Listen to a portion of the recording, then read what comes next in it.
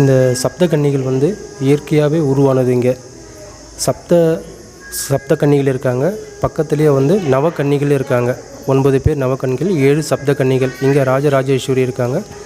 அவங்க மூலிமா உருவானவங்க இந்த 7 சப்த கன்னிகளும். முருகர் கூட இருக்கார். தீபநாச்சியார்ன்ற ஒரு அம்பாள் இருக்காங்க. பக்கத்தில் 9 நவக்கன்னிகள், அவங்க கூட சிவனும் இருக்காங்க. இங்கே லிங்கம் கிடையாது, சுவாமியுடைய உருவம் இருக்குது.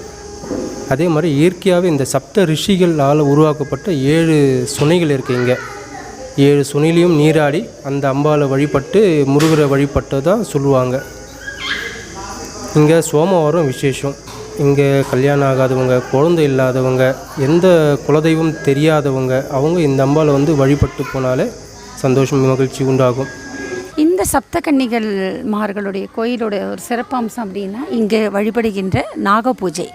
ஏன்னா இங்கே பாருங்களேன், காடு மலையோடு சார்ந்த கோயில் அப்படின்னா நம்மளுக்கு தெரியும், கண்டிப்பாக நாகாத்தம்மன் இல்லாமல் இருக்க மாட்டாங்க. இத்தனை புதர் மண்டி கிடக்கின்ற கோயில் தானே. ஆனால் நம்மளை ஒரு சர்ப்பம் கூட நம்மளால் கண்ணால் பார்க்க முடியாதுங்க. ஏன்னா இது தெய்வத்துடைய கோட்டை. சின்ன வயசுலேருந்து பல வருடமாக இந்த கோயிலுக்கு வந்திருக்கேன். காடோடு இருக்குது. இங்கே வந்து ஒரு சர்ப்பத்தை கூட நான் பார்த்ததே கிடையாது. இங்கே பார்த்தீங்கன்னா தாழம்பூ மடல் இருக்கும், உங்களுக்கு காட்டுறேன் பாருங்கள். தாழம்பூ புதர் இருக்கும். தாழம்பூ புதர் இருந்தாலே உங்களுக்கு தெரியும் சர்ப்பங்கள் அதிகம் இருக்கும். தாழம்பூவே ஒரு மின்னலுக்கு ஒரு பூ பூக்கும்னு சொல்லுவாங்க. அந்த தாழம்பூ வாசனை என்பதே வந்து நாகத்தை ஈர்க்கும் என்று சொல்வார்கள்.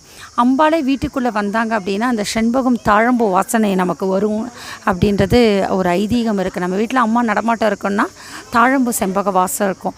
அப்படிப்பட்ட ஒரு அமைப்புடைய இந்த கோயிலில், புதர்கள் மண்டி இருக்க கோயிலில் ஒரு சர்ப்பத்தை கூட நான் பார்க்க முடியும். ஏன் அப்படின்னா, நான் சொன்னேன்ல, இங்கே சுயம்புவாக சப்த கன்னிகள் இருக்காங்க, ஆகாச கன்னிகளாக நவ கன்னிமார்கள் இருக்காங்க.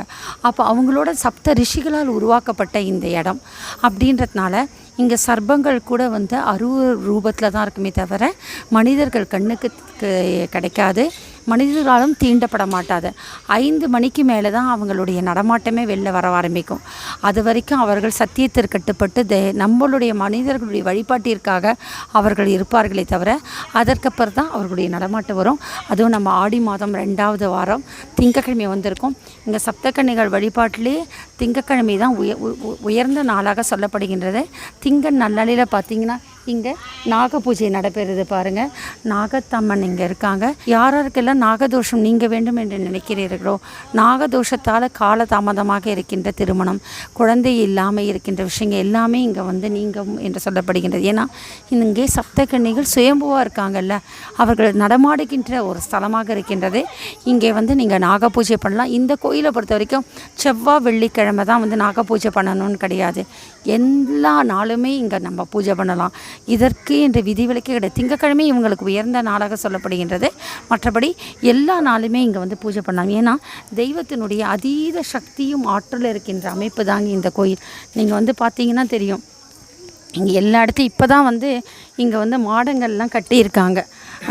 இந்த மனிதர்களுடைய வருகைகள், பக்தர்களுடைய வருகைகளுக்காக வந்து இங்கே வந்து மாடங்கள் கட்டியிருக்காங்க. இங்கே வந்து பார்த்திங்கன்னா இங்கே பாருங்கள், நாக பூஜைகள் நடப்போம், நாக பிரதிஷ்டனா நடந்திருக்கும். நம்ம முதல்ல ஒரு சொனை பார்த்தோம், அதே மாதிரி இங்கே ஒரு சொனை பாருங்கள். 7 கன்னிமார்களுக்கு இப்போ ஒவ்வொரு இடமும் நீங்கள் நடமாடிட்டு வந்தே பார்க்கலாம். எல்லா இடத்துலையும் பார்த்திங்கன்னா இங்கே ஜொனை இருக்கும். இங்கே அரச மரத்தோடு இருக்கின்ற அந்த நாகாத்தம்மனை பார்க்கலாம். சப்த கன்னிமார்களுடைய சப்த ஜொனைகளில் இவங்களும் உண்டு. ஏன்னா சப்த ரிஷிகளால் உருவாக்கப்பட்டது. இங்கே பார்த்தீங்கன்னா பாருங்கள், இந்த ஜொனை பாருங்கள், சப்த கன்னிமார்கள். தண்ணி பாருங்கள் எவ்வளோ தெளிவு பாருங்கள். நான் இதை கொண்டு வச்சுருக்கேன். பல வருடமாக எங்கள் வீட்டில் அப்படியே புனித நீராக தான் இருக்குது. ஏன்னா சப்த கன்னிமார்கள் வந்து விளையாடுகின்ற ஒரு ஜொனை இல்லையா, அவங்க நீராடி ஒவ்வொரு கன்னிமாருக்கும் ஒவ்வொரு ஜொனையில் நீராடுவார்கள். சப்த ரிஷிகள் வந்து இங்கே இந்த நீரூற்றை தொட்டி விட்டதாக ஐதீகம் என்று சிவாச்சாரியார் சொன்னார். பார்த்திங்களா, ஆன்மீகம் தான் எங்களுடைய மூச்சு, இறைசக்தி தான் எங்கள் பேச்சு. இன்றைக்கி திங்கக்கிழமை அதுமா, ஆடி மாதம் 2வது ஞாயிறுக்கு அடுத்த வர திங்கக்கிழமை அதுமா, எங்களுக்கே தெரியாமல் சப்த கன்னிமார்களுக்கு சோமவாரம் விசேஷம். சோமஸ்கந்தனாக முருக திருத்தணிகை பெருவானை பார்த்தேன். இப்போது சோமஸ்கந்தனுடைய அந்த அவர்களுடைய துணை இருக்கின்ற அந்த தாயார் ராஜராஜேஸ்வரியுடன் இருக்கின்ற சப்த கன்னிமார்களை இங்கே பார்க்குறேன். ரொம்ப அருமையான ஒரு விஷயம். இற்றைக்கும் 7 பிறவிக்கும் உற்றோமே யாம் உடக்கே ஆட்பட்டோம்ன்ற மாதிரி இந்த சப்த கன்னிமார்களும் ஆதிபராசக்தி என்றைக்கும் நம்மளோட துணை இருக்கணுன்ற நான் எல்லாம் வல்ல ஆதிசக்தி கிட்ட கேட்டுக்கிறேன். இந்த சப்த கன்னிமார்கள் கோயிலில் இன்னும் ஒரு விசேஷம் கூட இருக்குங்க. வாங்க, ஏன்னா அது பரம்பரையாக எங்கள் வீட்டில் வர ஐதீகம் சொல்கிறேன். இங்கே பார்த்திங்கன்னா இதோட சிறப்பு அம்சம் அப்படின்னா, இங்கே ஒவ்வொரு ஜன பக்கத்துலேயும் ஒரு தாழம்பூ புதர் இருக்குங்க. அது வந்து ரொம்ப ஸ்பெஷாலிட்டி, இங்கே சிறப்பு அம்சம். இந்த தாழம்பூவோட ஐதீகம் உங்களுக்கு சொல்கிறேன் வாங்க. எங்கள் அம்மா எங்களுக்கு கற்றுக் கொடுத்தது. ஏன்னா எங்கள் அம்மா திருமணமாகி இங்கே தான் முதல்ல வந்தாங்க. இங்கே பார்த்திங்களா, அதெல்லாம் தாழம்பூ புதர். தாழம்பூ புதர் பாருங்கள், தாழம்பூ புதர் பாருங்கள். இந்த தாழம்பூ புதரில் நாங்கள் இறங்கி என்ன பண்ணுவோம், முடிச்சு போடுவோம். 2 நுனியை எடுத்து நாங்கள் முடிச்சு போடுவோம். இங்கே பார்த்தீங்கன்னா இது தாழம்பூ புதர். ஒவ்வொரு ஜொன பக்கத்துலேயும் இருக்கும். இந்த தாழ மடலோட 2 முடிச்சு எடுத்துக்கணும். 2 முடிச்சு எடுத்துட்டு உங்களுக்கு என்ன வேணுமோ சங்கல்பம் பண்ணிக்கணும். எனக்கு என்ன தேவையோ அதை நான் சங்கல்பம் பண்ணிக்கிறேன். அதை வெளில செல்லக்கூடாதுல்ல. இது பாருங்கள், முடிச்சு போட்டுட்டேன். எனக்கு என்ன பிரார்த்தனையோ இந்த தாழம்பூ புதரில் எடுத்து 2 மடலை சேர்த்து போடுவேன். அதுக்கப்புறம் அதை நிறைவேறின உடனே நான் வந்து இங்கே பூஜை பண்ணுவேன். இதுதான் எங்கள் அம்மா எங்களுக்கு கற்றுக் கொடுத்த பரம்பரை ஐதீகம். அருமையான கோயில் பாருங்கள், காடோட மலையோடு இருக்கின்ற கோயில். நான் சொன்ன பாருங்கள், நாகத்துக்கு மாதிரி இங்கே சத்தியத்துக்கு கட்டு போகிறோமே, இங்கே நான் இவ்வளோ பெரிய தாழமுதர் பக்கத்தில் ஏதாவது சர்பம் இருக்கும்ல, ஆனால் நம்ம கிட்ட அண்டவே இல்லை. ஏன்னா இது தெய்வ சக்தியுடைய திருவுருவம். சுயம்புவாக அவதரித்த சப்த கன்னிகளோட இருக்காங்க. எங்கள் வீட்டில் சப்த கன்னிமார்கள் எப்படி இருக்காங்க, எலுமிச்சம்பழ ரூபத்தில் தான் இருப்பாங்க. அருமையான அருள்மிகு சப்த கன்னியம்மன் திருக்கோயில் திருத்தணிகை வந்திருக்கும். திரு சுப்பிரமணிய சுவாமி திருக்கோயிலுடன் இணைந்த கோயில் அது. தீபஜோதி அம்மனாக இருக்கிறார்கள் இல்லையா, அம்மனுடன் அந்த தீபஜோதி விளக்குடன் கூடிய சப்த கன்னிமாரோட வழிபாடு. இங்கே வந்து வருகின்ற மக்கள் வந்து வழிபடணும் இல்லையா, அதற்காக இந்த கன்னிமார்கள் கல்லில் வந்து செங்கல் எடுத்து வழிபட்டிருக்காங்க. மற்றபடி நாகத்தோடு இருக்கின்ற வழிபாடு இங்கே தான் ஆரம்பம். இங்கே தான் பொதுமக்கள் வந்து பூஜை செய்கின்ற ஒரு அமைப்பு.